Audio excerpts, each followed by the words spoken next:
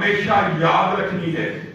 حضرت ابوبکر کے جہاں پہ بہت سے منفرد اعزاز ہیں، وہاں پر حضرت ابوبکر کا ایک نہایت منفرد اعزاز یہ بھی ہے کہ حضرت ابوبکر کی 4 نسلیں صحابیت کے فیض سے سرفراز ہوئی۔ 4 نسلیں، دنیا میں کوئی صحابی ایسا ہے کہ جس کی 4 نسلیں صحابی ہوں؟ نہیں۔ علماء نے لکھا ابوبکر کے علاوہ سکہ روایات سے کوئی صحابی ایسا نہیں ملتا۔ غور کیجئے، ابوبکر کے والد ابو قحافہ صحابی، ابوبکر صحابی، بیٹا عبد الرحمن صحابی، پوتا محمد صحابی۔ یہ اعزاز صرف حضرت ابوبکر کو حاصل ہوا، صرف حضرت ابوبکر کو۔ یہ اعزاز چھوٹا اعزاز ہے۔ اللہ رب العزت نے جو نبی کریم صلی اللہ علیہ وسلم نے لفظ کہے تھے نا کہ میں ابوبکر کے احسانات کا بدلہ نہیں اتار سکا، اللہ رب العزت نے ابوبکر کے احسانات کا بدلہ اس طرح اتارا۔ اور ابوبکر کون ہے؟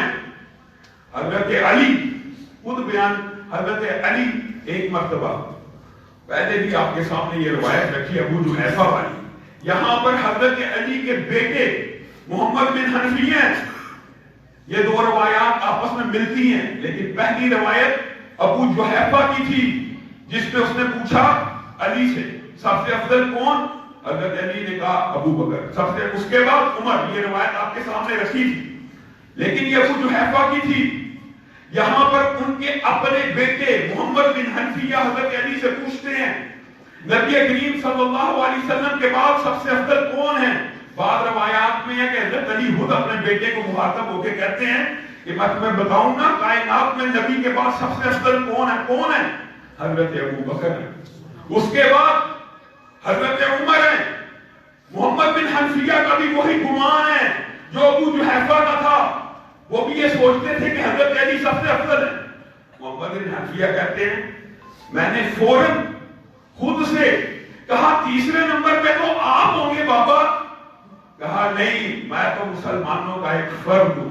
مراد وہی ہے جو ابو جحیفہ کی روایت ہے کہ تیسرا عثمان ہے۔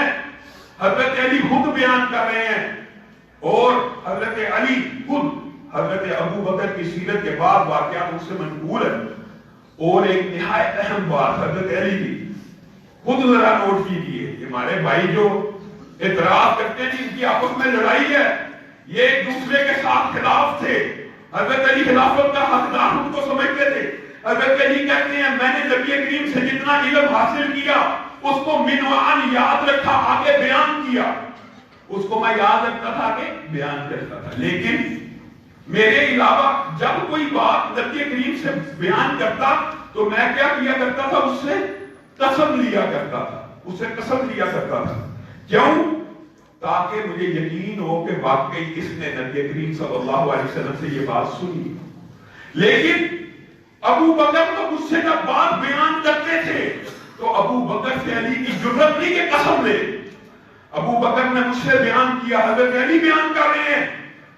یہ جو مشہور روایت ہے جو آج اللہ کے فضل و کرم سے گناہ گاروں کے دل کے اوپر مرہم رکھنے والی روایت ہے، کیا میں نے حضرت ابو بکر سے سنا، نبی کریم صلی اللہ علیہ وسلم سے انہوں نے سنا تھا، انہوں نے مجھے مخاطب ہو کے بتلایا کہ میں ابو بکر میں نبی کریم صلی اللہ علیہ وسلم سے سنا کہ انسان سے کوئی گناہ ہو جائے، کوئی غلطی ہو جائے، کوئی کوتاہی ہو جائے، کوئی خطا ہو جائے، وہ کیا کرے؟ اچھی طرح وضو کرے، وضو کرنے کے بعد کیا کرے؟ 2 رکعت نفل ادا کرے، نفل ادا کرے۔ فرض نماز کی بات نہیں ہو رہی، نفل ادا کرنے کے بعد کیا کرے؟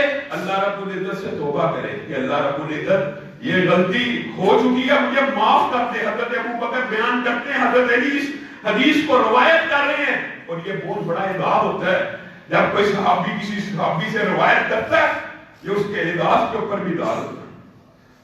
جب وہ معافی طلب کرتا ہے تو نبی کریم صلی اللہ علیہ وسلم نے فرمایا جتنا مرضی بڑا گناہ ہو، جب گناہ گار گناہ کرنے کے بعد وضو کرے، 2 رکعت نماز کو ادا کرے، اللہ سے معافی مانگ لے، اللہ اس کا گناہ معاف کر دیتے ہیں۔ اس حدیث کے راوی حضرت ابو بکر ہیں۔ اسی پر بس ہے، حضرت ابو بکر کی سیرت کتنی اعلیٰ اور عمدہ ہے۔ عمر کو کہتے ہیں ادھر آؤ عمر، ام ایمن کی زیارت کو چلتے ہیں۔ کیوں؟ دیکھیے حضرت ابو بکر نے نبی کی قدم قدم پیروی کی، نبی کی قدم قدم اتباع کی۔ ام ایمن کی زیارت کو کیوں چلے ابو بکر؟ اس لیے چلے کہ نبی کریم صلی اللہ علیہ وسلم کی زیارت کو جایا کرتے ہیں۔ حضرت ابو بکر حضرت عمر کو لے کے ام ایمن کی زیارت میں آتے ہیں، ان سے ملاقات ہوتی ہے، ام ایمن رونا شروع کر دیتے ہیں۔ ام ایمن ہم دونوں آپ کے ادار میں آئے ہیں، آپ کی خبرگیری کے لیے، آپ کے دل کو سکون دینے کے لیے، آپ کی تیمارداری کے لیے، خبر کرسی کے لیے آپ رو رہی ہیں۔ میں اس لیے نہیں روتی ابو بکر، میں اس لیے نہیں روتی عمر، میں اس لیے نہیں روتی، میں تو روتی اس بات سے ہوں کہ آج سے آسمان آج کے بعد آسمان سے جبریل امین کا نزول کس پہ ہوگا؟ آج کے بعد وحی کا سلسلہ منقطع ہو گیا ہے، آج کے بعد یہ فرشتہ کس کے قلب اتھر پر اترے گا؟ حضرت ابو بکر و عمر ام ایمن کی یہ بات سنتے ہیں، رونا شروع کر دیتے ہیں۔ حضرت ابو بکر کی سیرت کے اندر یاد رکھیے وہ ہمارے قائد اول ہیں نبی کے بعد، اور انہوں نے، یہ بڑی مشہور اور اہم بات ہے، وہ پہلے صحابی ہیں جنہوں نے گستاخ رسول کی سزا سر تن سے جدا کا فلسفہ امت کو دیا۔ کیسے؟ ابو بردہ اسلمی حضرت ابو بکر کے پاس آتے، ایک بندہ حضرت ابو بکر سے بدتمیزی کر رہا ہے، طلب کلامی کر رہا ہے، ابو بردہ اسلمی کو غصہ ہوتا ہے، تلوار پہ ہاتھ کپانا شروع کر دیتے ہیں، کہتے ہیں ابو بکر حکم کیجئے، یہ آپ کی گستاخی کر رہا ہے، اس کا سر تن سے جدا کر دیا جائے۔ حضرت ابو بکر فوراً بات کو موڑتے ہیں، کسی اور طرف بات کو لے جاتے ہیں، تلہی ختم ہو جاتی ہے، آپس میں پیار محبت قائم ہو جاتا ہے، بعد میں اس کو بلاتے ہیں۔ یہ ایک روایت گستاخ رسول کے بارے میں حضرت ابو بکر کا عظیم الشان فتویٰ ہے۔ ابو بکر کیا کہتا تھا؟ ابو بکر آپ کی گستاخی کرنا تھا، آپ حکم دیتے تو ابھی بھی اگر آپ حکم دیں اس کا سر تن سے جدا کر دیا جائے۔ ابو بکر یاد رکھ، یہ عزت یہ منصب نبی کریم صلی اللہ علیہ وسلم کے علاوہ کسی کا نہیں، کہ اگر کسی کی گستاخی ہو، آج کل کے بادشاہ، آج کل کے حکمران، ان کی شان میں حکمران تو دور کی بات، کوئی اعلیٰ عہدیدار ہو، کوئی جج ہو، کوئی آرمی چیف ہو، اس کی شان میں گستاخی ہو، بندہ غائب ہو جاتا ہے، ملتا ہی مار دیا جاتا ہے۔ اور حضرت ابو بکر رہنما اصول دے رہے ہیں کہ محمد صلی اللہ علیہ وسلم کی گستاخی کے علاوہ کسی بندے کی گردن کو اس کے تن سے جدا نہیں کیا جائے گا۔